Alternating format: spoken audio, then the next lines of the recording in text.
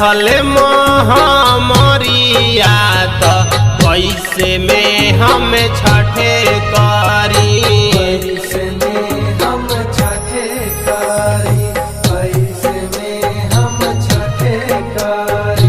कैसे किनाई फल फल हरिया तो के लेके घाटे जाई, लेके घाटे जाई, लेके घाटे जाई।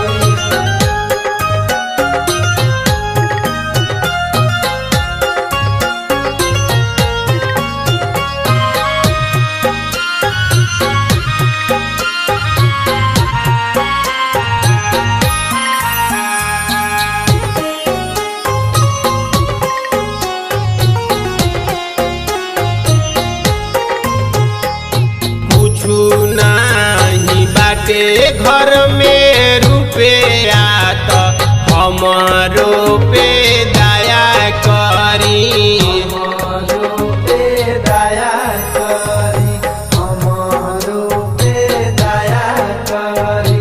छूटी गइल बिया के नौकरिया तो कैसे के सामान किनी, कैसे के सामान कीनी, कैसे के सामान कीनी।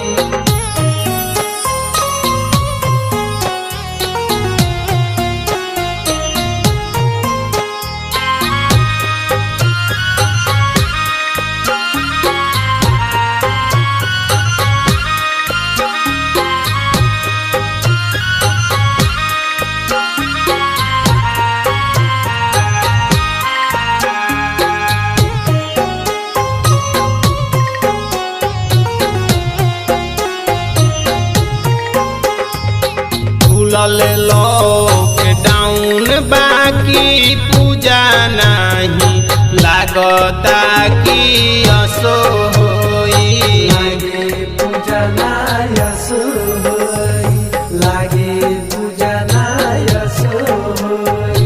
चलत नहीं के कवनो पैया तो कैसे हम परभ करी, कैसे हम परब करी, कैसे हम परब करी।